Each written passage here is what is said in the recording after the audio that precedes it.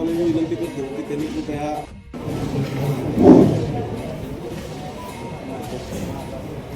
सर्वप्रथम या ठिकाणी सभागृहात माझ्या वतीने शिवेंद्रांच्या वतीने आणि उपस्थित सर्व मान्यवर नगरसेविका नगरसेवक उपस्थित सर्व नागरिकांच्या वतीने छत्रपती शिवाजी महाराजांना विनम्र अभिवादन करतो।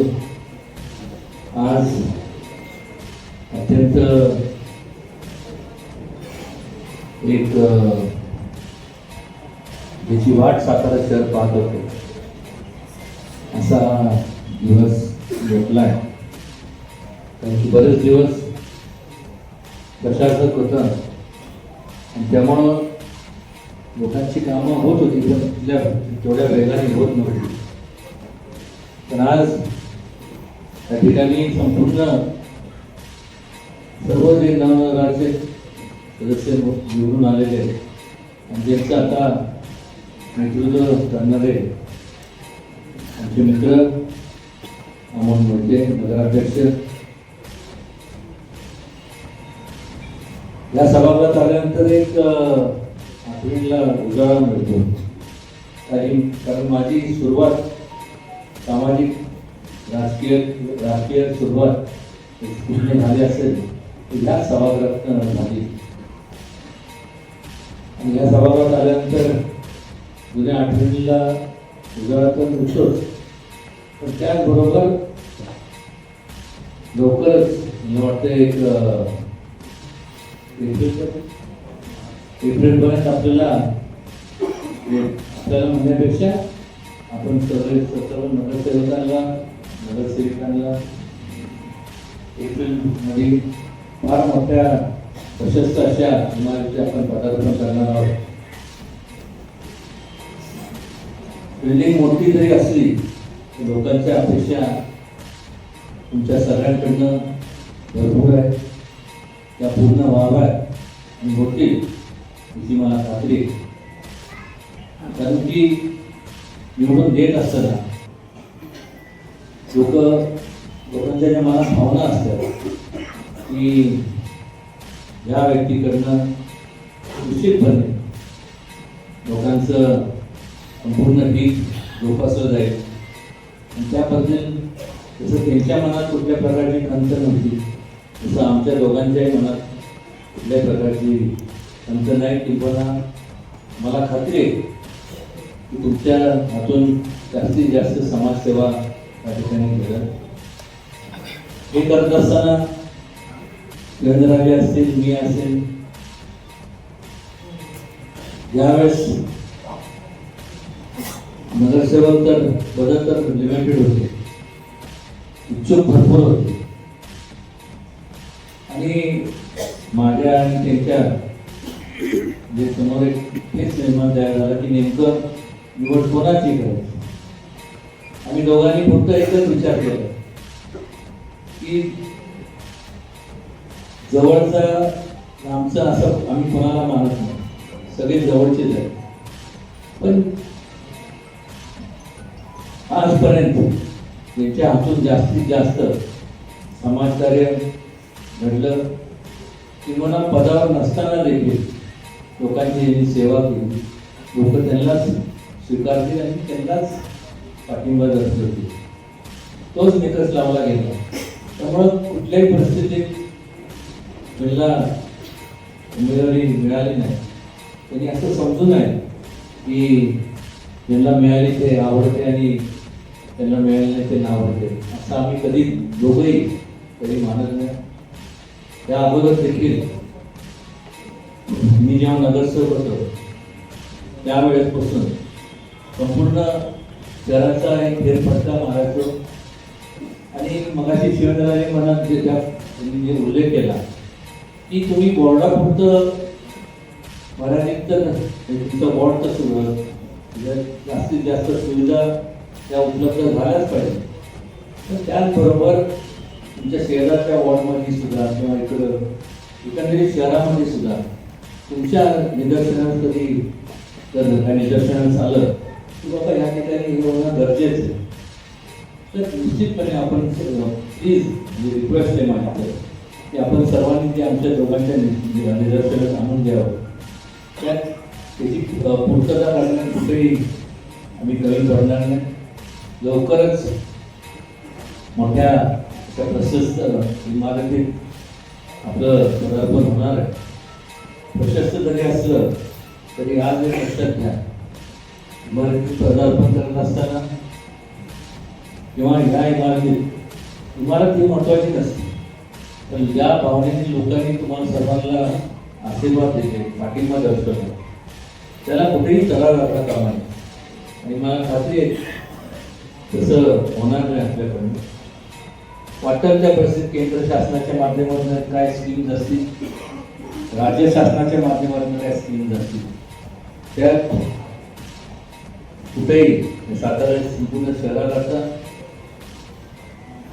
आणि हद्दवाडीतला जो भाग जो आलाय त्या भागात आम्ही दोघंही कुठेही त्या बाबतीत कमी पडणार नाही, ही आपण सगळ्यांनी खात्री बाळगा.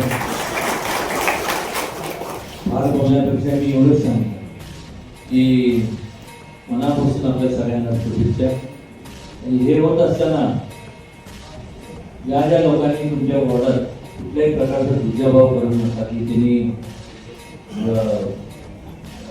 त्याच्या बाजूने होते, हे याच्या बाजूने होते, हे माझ्या बाजूने होते. एक कुटुंब म्हणून वॉर्डकडे आपण लक्ष दिलं पाहिजे. आणि कारण की इच्छा लक्षात घ्या, आपण लक्षात घेतलं पाहिजे, इच्छा प्रत्येकाची असते की आपण नगरसेवक व्हावं किंवा नगरसेविका व्हावं. पद लिमिटेड असल्यामुळं करणार त्यामुळे आम्ही दोघांनी मला सांगितल्याप्रमाणे तोच एक निकष लावला, बाकी दुसरा कुठलाही निकष नाही. आणि भविष्य काळात निश्चितपणे आमच्या दोघांच्या माध्यमातून त्यांना कुठं म्हणजे ह्यावेळेस त्यांना संधी मिळाली तर निश्चितपणे कुठल्या ना कुठल्या प्रकारे त्यांना संधी दिली जाणार आहे. फक्त एकच आहे की हे करत असताना कुठलेही कार्यक्रम जेव्हा आपण आपल्या वॉर्डमध्ये घेत असताना सर्वांना निमंत्रित आपण करावं ही माझी पर्सनल रिक्वेस्ट असणार आहे. फार बोलण्यापेक्षा मी एवढंच सांगेन की आजवर जेवढं काय करता आलं या शहरात, सातारा शहरात, तेवढं आम्ही दोघांनी मिळून केलं.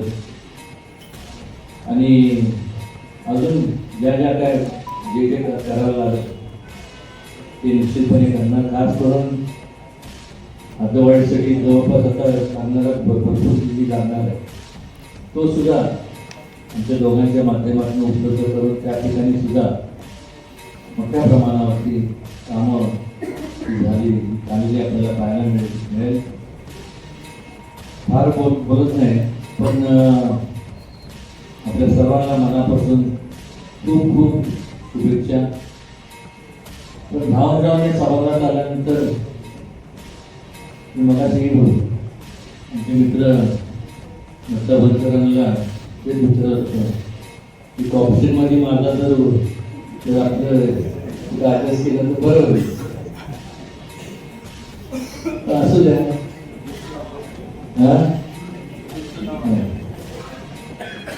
तुला डावलं जातं सगळ्यांना असण्याचा भाग नव्हतं द्या. पण मनापासून आपल्या सगळ्यांना भरपूर शुभेच्छा.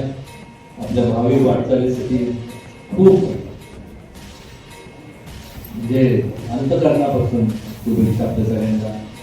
आणि कुठल्याही प्रकारे तुमच्या वॉर्डात समजा नगरपालिकेच्या माध्यमातून जे जे कामं आपण कराल, पण जर तुम्हाला कसं असतं की प्रत्येकाचे विचार म्हणजे तुमचे विचार आमच्या दोघांकरता महत्वाचे. काही गोष्टी आम्हाला सुचतात, काही ज्या तुम्हाला काय सुचतं की डेव्हलपमेंटच्या हिशोबाने आपल्याला हे केलं पाहिजे, तर आपण जरूर आम्हाला सांगा. त्याच्यावरती अंमलबजावणी कुठल्याही परिस्थितीत आम्ही करू. आणि एकत्रपणे केंद्र शासनाच्या माध्यमातून, राज्य शासनाच्या माध्यमातून जेवढा काय निधी आणता येईल त्यात कुठेही आम्ही दोघंही कमी पडणार नाही. आपण फक्त एकच करा की कुठल्याही कार्यक्रमाला जात असताना वॉर्डातले जे काही प्रमुख ज्या लोकांनी प्रतिष्ठित म्हणण्यापेक्षा ज्यांनी सहकार्य केलं आपल्याला त्या सगळ्यांना आपण निमंत्रित करावं एवढीच कळकळीची विनंती या ठिकाणी करतो आणि पुन्हा एकदा आपल्या सगळ्यांना मनापासून शुभेच्छा देतो. धन्यवाद. थँक्यू.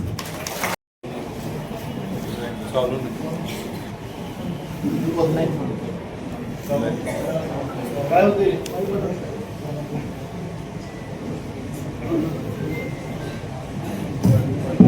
चालू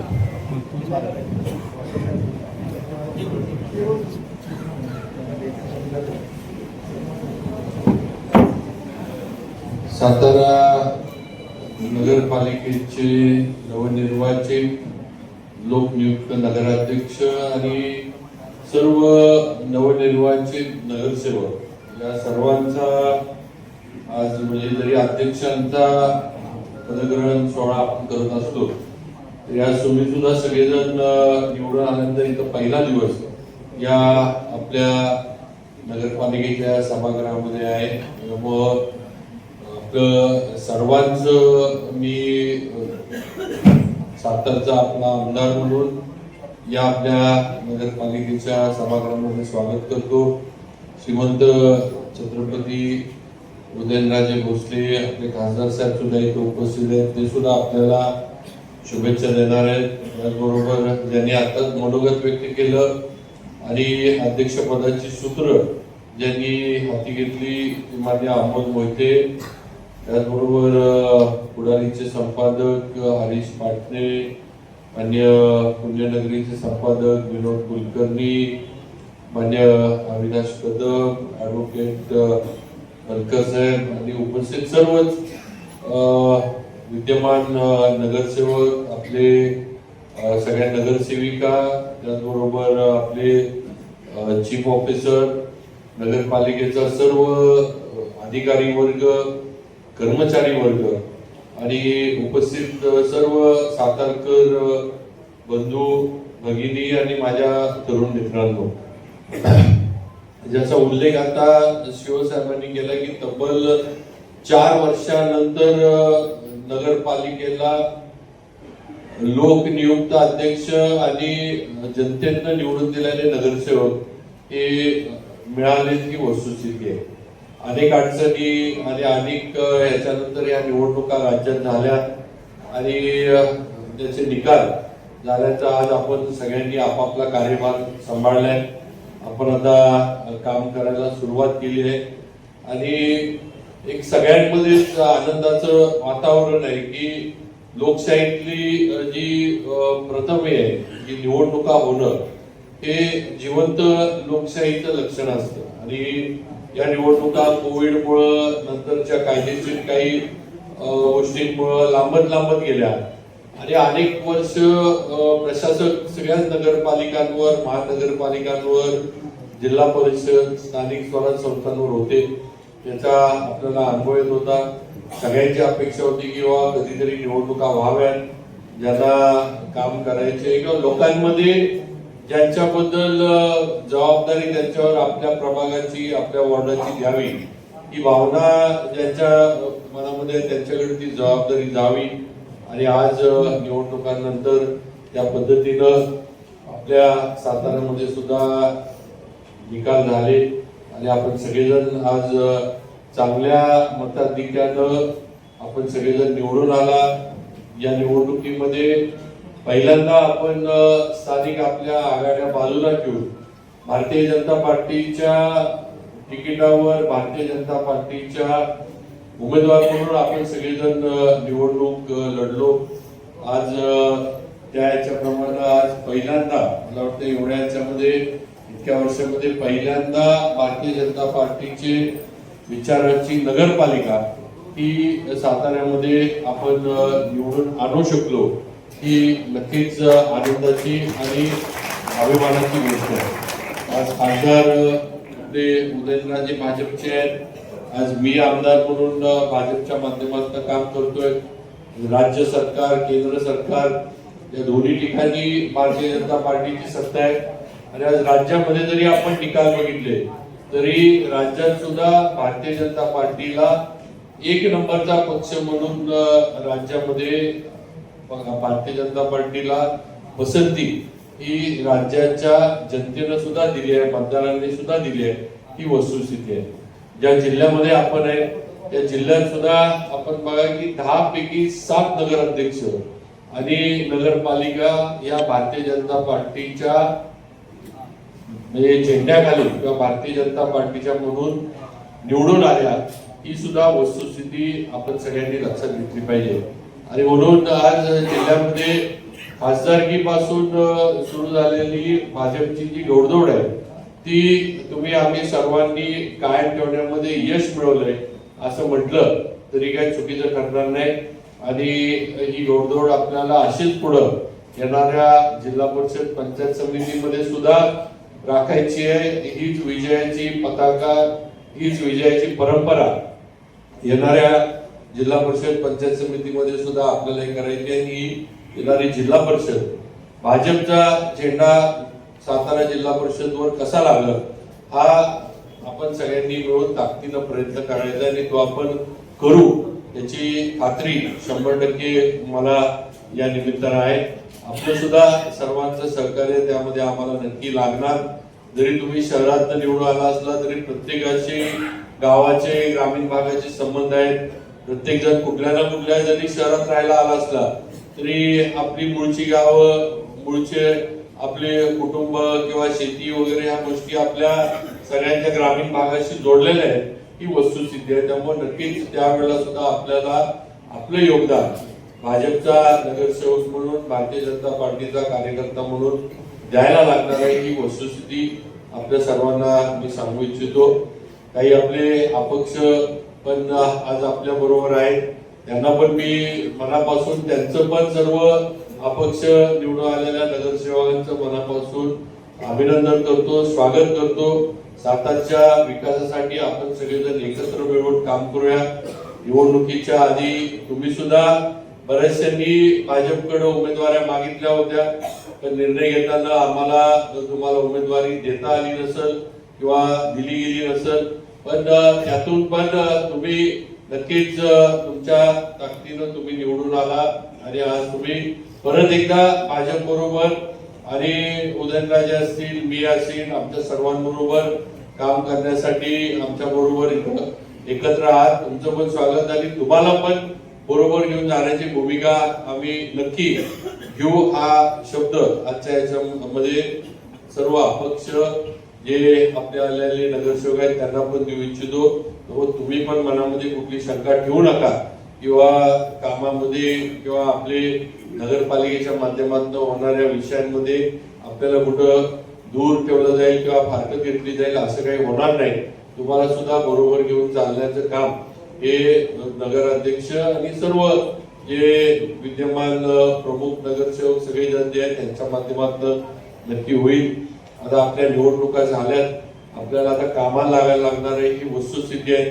आज साताऱ्यामध्ये बऱ्याचशा गोष्टी आपण मार्गी लावत आलोय, पण अनेक गोष्टी आपल्याला करायच्या आहेत. अनेक आपल्याकडनं लोकांच्या अपेक्षा आहेत आणि या अपेक्षा आपल्याला एकत्र राहून एकसंघपणे आपल्याला पूर्ण करायला लागणार आहे. आपण निवडणुकीला ज्यावेळेला सगळे सामोरे गेलो त्यावेळेला आपण भाजप म्हणून आपण सगळेजण लोकांपुढे गेलोय आणि भाजपच्या कमळाच्या चिन्हावर आपण लोकांना जनतेला मतं मागितलेली आहे. तेव्हा आपल्याला सुद्धा आज आपल्यावर पक्ष म्हणून जी जबाबदारी आहे आणि पक्ष म्हणून जी आपल्याकडनं सातारकरांची अपेक्षा आहे ती आपल्याला गतीनं पूर्ण करायला लागणार आहे. ही वस्तुस्थिती लक्षात घ्या. आणि म्हणून आपल्याला जे काही आपलं प्रभागाचं असेल, शहराचं असेल, जे काही नियोजन करायचंय ते एकत्र आणि एका विचारानं तुम्हाला आम्हाला सगळ्यांना हे नियोजन शहराच्या विकासाचं करायला लागणार आहे. लोकांच्या आपल्याकडनं अपेक्षा आहे त्याचा उल्लेख मी मगाशी केला की आज सगळी सत्ता ही भाजपच्या विचाराची आहे आणि एवढी सत्ता भाजपच्या विचाराची असताना तेवढ्या प्रमाणामध्ये सातारा शहराचा झपाट्यानं विकास झाला पाहिजे ह्या अपेक्षा नक्कीच सातारकरांच्या तुमच्या माझ्याकडनं खासदार साहेब आपल्या सगळ्यांकडनं आहे. ती वस्तुस्थिती आहे आणि आपल्याला त्या पद्धतीनं पुढचं नियोजन हे साताऱ्याचं करायला लागणार आहे. आज जरी आपण सातारा नगरपालिकेचे नगरसेवक म्हणून इथं बसलो असलो किंवा आज जरी सातारा नगरपालिकेची नगरपालिकेची निवडणूक जरी पूर्ण झाली असेल तर मला म्हणजे जे पुढचं जे स्वप्न म्हणजे माझं जर विचारलं तर मी या दिवशी एवढंच करेन की पुढच्या 5 वर्षानंतर ज्या वेळेला कधी निवडणूक होईल त्यावेळेला सातारा महानगरपालिकेची निवडणूक झाली पाहिजे आणि आपली सातारा नगरपालिका ही आपल्याला महानगरपालिकेमध्ये परावर्तित करायची हे लक्षात ठेवा आणि त्याप्रमाणे आपल्याला काम करायला लागणार आहे, त्याप्रमाणे आपल्याला नियोजन करायला लागणार आहे आणि आपले शहर सुधारवणं, शहर ज्या काही मूलभूत सुविधा आहेत, ज्या काही लोकांच्या अपेक्षा आहेत, ज्या काही भौतिक सुविधा म्हणा या देण्यासाठी जे काही आपल्याला नियोजन करायला लागणार आहे ते तुम्हाला एकत्र मिळून करणं गरजेचं आहे. आपल्याकडनं अपेक्षा आहेत, लोक आता अपेक्षेनं आपल्याकडनं बघतात. पत्रकारांचं पण तुमच्या माझ्यावर आपल्या सगळ्यांवर लक्ष असणार आहे कारण एवढी मोठी म्हणजे ताकद आज आपल्याला सातारकरांनी दिलेली आहे. आज आपल्याला कुठेही विरोध करण्यासाठी असं कुणी आज आपल्या इथं नाही. एवढा मोठा विश्वास हा आपल्यावर सातारकरांनी भाजपवर, तुमच्यावर, माझ्यावर, खासदार साहेबांवर, आपल्या सगळ्यांवर दाखवलाय. आता या विश्वासाला पात्र राहून आपण काम करणं हे गरजेचं आहे. प्रत्येकानं काम करत असताना प्रभाग तर बघितला पाहिजे, त्याबद्दल दुमत नाही. पण मी निवडणुकीच्या ह्याच्यात पण अनेक वेळा बोललोय ना, आज सुद्धा इथं सभागृहात बोलतो की नुसतं प्रभागापुरतं मर्यादित काम न करता आज शहर म्हणून आम्ही सगळ्यांनी काम केलं पाहिजे असं मला तरी स्पष्टपणे वाटतं. काही विषय असे जे शहरासाठी होणं गरजेचं आहे किंवा शहराच्या वाढीसाठी, शहराच्या सौंदर्यीकरणासाठी, शहराच्या इतर जे काही असेल त्याच्यासाठी काही गोष्टी, काही निर्णय आपल्याला घेणं अपेक्षित आहे लोकांकडनं आणि ते आपल्याला करायला लागणार आहे, ज्याचा उपयोग हा संपूर्ण शहरातल्या नागरिकांना होणार आहे. प्रभाग मध्ये मर्यादित तेवढ्यापुरतं काम असतं, पण शहर म्हणून आपण जर कामं मोठ्या प्रमाणावर केली तर त्याचा इम्पॅक्ट जो आहे हा संपूर्ण शहराच्या नागरिकांवर पडतो. हे आपण पुढे काम करताना लक्षात घेतलं पाहिजे आणि त्याप्रमाणे आपण सगळेजण एकत्र एक संघ राहून काम करू.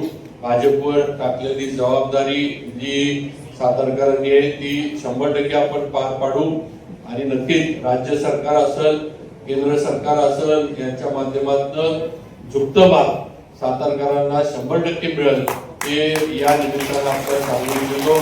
येणाऱ्या बजेटमध्ये सुद्धा आता 25 फेब्रुवारीला आपलं राज्याचं जे बजेट अधिवेशन आहे हे चालू होणार आहे. त्याच्या आधी सुद्धा मी आताच मान्य मुख्य अधिकाऱ्यांशी थोडं बोलत होतो. त्यांना आताच मी सांगितले की 25 फेब्रुवारीच्या आधी आपले जे काही नवीन प्रस्ताव आहेत, जे आपल्याला साताऱ्यामध्ये काही नवीन गोष्टी करायच्या आहेत, पार्किंगसाठी व्यवस्था असेल, वाहतूक कोंडीची व्यवस्था असेल, काही ठिकाणी म्हणजे ऑडिटोरियम असेल, मंडई असेल, ज्या गोष्टी शहर म्हणून गरजे याचे प्रस्ताव तुम्ही तातडीनं तयार करा आणि ते मंत्रालयामध्ये मुंबईला आपल्याला लवकर पाठवता कसे येतील हे बघा. कारण दिवस कमी राहिले, आचारसंहितेमुळे परत जिल्हा परिषदा वगैरे लागल्या की परत काही काळ मंत्रालयातला जो आहे तो आचारसंहितेत जाणार. आपल्याला ती लागू नाही आचारसंहिता, पण आपण आपले प्रस्ताव हे वेळच्या वेळी शासनाकडे पोहोचवले पाहिजेत. वेळच्या वेळी आपली मागणी योग्य मार्गाने शासनापर्यंत गेली पाहिजे. म्हणजे येणाऱ्या बजेटमध्ये आपल्याला तरतुदी त्याप्रमाणे सरकारच्या मागे लागून पाठपुरावा करून घेता येणार. जर उशीर झाला, वेळ निघून गेला तर परत पुढच्या अधिवेशनापर्यंत काही गोष्टींसाठी आपल्याला वाट बघायला लागणार.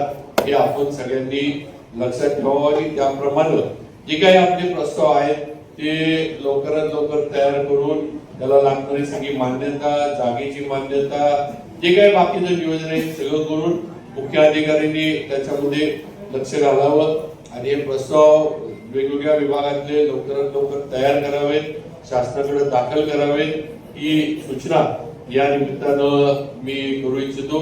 जास्त वेळ घेत नाही, अजून महाराजांना बोलायचंय. एवढंच सांगतो की नक्कीच पुढच्या 5 वर्षामध्ये या शहराचा कायापालट करण्याचं काम आणि आपलं सातारा शहर हे सुंदर जे आपण म्हणतो आहेच, त्याबद्दल दुमत नाही, पण अजून आपलं शहर आपल्याला सुधारवण्यासाठी या शहरामध्ये अजून ज्या काही गोष्टी आपल्या अमोल वैद्य तसेच व्यासपीठावर उपस्थित मान्यवर, सभागृहामध्ये उपस्थित सर्व नवनिर्वाचित सदस्य, शहरातील उपस्थित असलेले नागरिक, पत्रकार बंधू आणि उपस्थित बहिणींनो, आज या ठिकाणी नवनिर्वाचित सदस्य तसेच नवनिर्वाचित लोकनियुक्त नगराध्यक्ष यांचा पदभार हस्तांतरणाचा कार्यक्रम या ठिकाणी आयोजित करण्यात आलेला आहे. 27/12/2021 या दिवशी या ठिकाणी प्रशासक या ठिकाणी विराजमान झाले होते. आज 26/12/2025 म्हणजे बरोबर 4 वर्ष प्रशासक कार्यकाळ या सातारा नगर परिषदेने पाहिलेला आहे. उद्या या दिवसाला 4 वर्ष पूर्ण होईल. या 4 वर्षाच्या कार्यकाळानंतर प्रदीर्घ कालावधीनंतर या ठिकाणी नगरपालिकेची निवडणूक होऊन आज या ठिकाणी पदभार सर्वांनी स्वीकारलेला आहे. हा पदभाराचा कार्यक्रम अतिशय आनंदाचा आणि उत्साहाचा आहे. त्याच पद्धतीने जबाबदारीचं भान निर्माण करून देणारही आहे. सातारा नगरपालिका आता खूप मोठी झालेली आहे. जवळजवळ 51+5 म्हणजे 56 सदस्यांची ही नगरपालिका महाराष्ट्रातली 1-2 नंबरची सगळ्यात मोठी नगरपालिका म्हणून आता उदयास येत आहे. सातारा नगरपालिकेची लोकसंख्या जवळजवळ 1,80,000 आणि सध्याची लोकसंख्या जवळजवळ 2.25 लाखाच्या आसपास गेलेली आहे. यवतमाळ नंतर महाराष्ट्रामध्ये सगळ्यात जास्त लोकसंख्या असलेली हीच नगरपालिका आहे. मुख्याधिकारी म्हणून काम करत असताना वेगवेगळ्या नगरपालिकेमध्ये आम्ही काम केलेलं आहे. वेगवेगळ्या नगरपालिका पाहिलेल्या आहेत. सातारा ही नगरपालिका मागील 1 महिन्यापासून माझ्याकडे आहे. मला साताऱ्याबद्दल सांगताना विशेष आनंद होतो की सातारा शहरावरती निसर्गाची जी कृपा आहे ते इतर नगरपालिका जे आम्ही जेवढ्या पाहिल्या त्याच्यापेक्षा सातारा शहर हे महाराष्ट्रामध्ये खूप एक वेगळं शहर आहे. सातारा शहराला नैसर्गिकरित्या कास धरण लावलेलं आहे. महाराष्ट्रातील कुठल्याही शहराकडे स्वतःचं धरण नाही, परंतु सातारा शहराकडे स्वतःचं धरण आहे आणि ते धरण असून सुद्धा ते धरण प्रदूषण मुक्त आहे. 0 कंटामिनेटेड धरण असलेली महाराष्ट्रातील एकमेव नगरपालिका आहे. त्याचबरोबर त्या धरणावरून आपल्याला जे पाणी येते ते बाय ग्रॅव्हिटीने येणार आहे. म्हणजे अशा प्रकारची नगरपालिका महाराष्ट्रातली एकमेव नगरपालिका आहे. त्याच्यावरती स्वतःचा जलविद्युत प्रकल्प ही सातारा नगरपालिका उभारत आहे. ही सगळ्यात मोठी आनंदाची गोष्ट आहे. त्याचबरोबर सातारा शहर हे अजिंक्यताऱ्याच्या किल्ल्याच्या उतारावरती बसलेलं आहे. असं पर्वत उतारावर बसलेली कोकणामध्ये जी शहर आहेत ती बहुतांशी प्रमाणामध्ये पुराच्या तडाख्यामध्ये अडकले जातात. पण साताऱ्याला नैसर्गिकरित्या 7-6 मोठे नाले असल्यामुळे ते पुराच्या तडाख्यात सुद्धा अडकत नाही. अशा प्रकारची शहराची भौगोलिक रचना आहे. त्याचबरोबर साताऱ्यामध्ये जे नॅचरल व्हेजिटेशन आहे जवळजवळ 43 ते 45% व्हेजिटेशन आहे. म्हणजे राज्याच्या प्रमाणापेक्षा सातारा शहरामध्ये नैसर्गिक हरित आच्छादन खूप चांगलं आहे. म्हणजे उत्तम नागरिकांसाठी उत्तम शहर म्हणून सातारा शहर आहे. भविष्यामध्ये ते अशाच प्रकारे विकसित होईल अशी माझी या ठिकाणी खात्री आहे. त्याचबरोबर एवढ्या सगळ्या गोष्टी जरी सकारात्मक असल्या तरी दैनंदिन आव्हानं शहरासमोर खूप मोठी आहेत. हद्दवाढ झालेली आहे. जवळजवळ 668 किलोमीटरचे रस्ते झालेले आहेत. त्या सर्व रस्त्यांना पायाभूत सुविधा पुरवणे आणि हद्दीवाढीमध्ये पायाभूत सुविधा पुरवणे, त्याचबरोबर वाढत्या नागरिकांबरोबर नगरपालिकेचा वाढणारा खर्च त्याचा ताळमेळ लावणे यासारखी आव्हानं नगरपालिकेच्या समोर आणि आगामी काळामध्ये येणार आहेत. तरी या ठिकाणी नगरपालिकेचे प्रशासन म्हणून मी या ठिकाणी एक ग्वाही देतो की नागरिकांच्या ज्या रोजमर्राच्या समस्या आहेत म्हणजे सकाळी दारात येणारी घंटागाडी असेल, पाण्याची सुविधा असेल, ती रात्रीची दिवाबत्तीची सुविधा आहे, ह्या सगळ्या समस्या नगरपालिकेचं प्रशासन म्हणून एक संवेदनशील प्रशासन म्हणून त्या प्रश्नाकडे नगरपालिका लक्ष देईल. त्याचप्रमाणे सर्व नवनियुक्त सदस्यांना या ठिकाणी मी ग्वाही देतो की नगरपालिकेच्या प्रशासनाच्या वतीने आपल्या सर्वांना योग्य पद्धतीचा समन्वय, सहकार्य आणि सुसंवाद यापुढे राहील आणि सामान्य नागरिक हा प्रशासनाच्या कार्यशैलीचा केंद्रबिंदू राहील. तसेच छत्रपती शाहू महाराजांनी जे शहर वसवलं आणि ज्या शहरातून हा स्वराज्याचा कारभार चालवला त्या शहराचं पालकत्व आपल्या सगळ्यांकडे दिलेले आहे. तर मी या ठिकाणी सर्वांकडून ही अपेक्षा व्यक्त करतो की ते पालकत्व आपण सर्वजण आणि प्रशासनाच्या वतीने अतिशय उत्तमरित्या पार पाडाल आणि आगामी काळामध्ये भारतामध्ये एक उत्तम शहर म्हणून हे शहर विकसित करतात. तर या ठिकाणी प्रशासनाच्या वतीने सर्व नवनिर्वाचित सदस्यांना, नगराध्यक्षांना या ठिकाणी अभिनंदन करतो आणि पुढील वाटचालीसाठी शुभेच्छा देतो. धन्यवाद.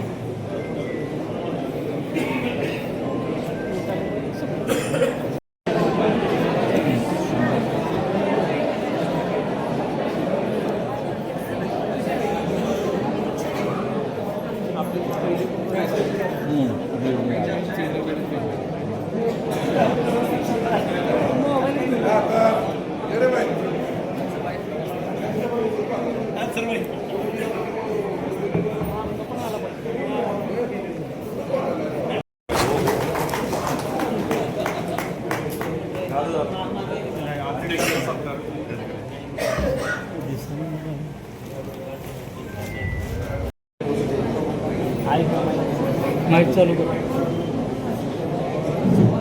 श्रीमंत छत्रपती उदयनराजे भोसले आणि श्रीमंत छत्रपती शिवेंद्रराजे भोसले आणि बीजेपी यांनी मला बीजेपीच्या माध्यमातून जी उमेदवारी दिली होती ती आपण सर्वांच्या प्रयत्नांत म्हणजे जेवढे आपण सगळे नगरसेवक आहेत आणि मुली महाराजांच्या प्रयत्नांत आज मी माझा विजय झालेला आहे. याचं श्रेय सगळं मी तुम्हाला दोन महाराजांना आणि सर्व तुम्हाला नवनिर्वाचित सगळ्या नगरसेवकांना देतो. आज मी ह्या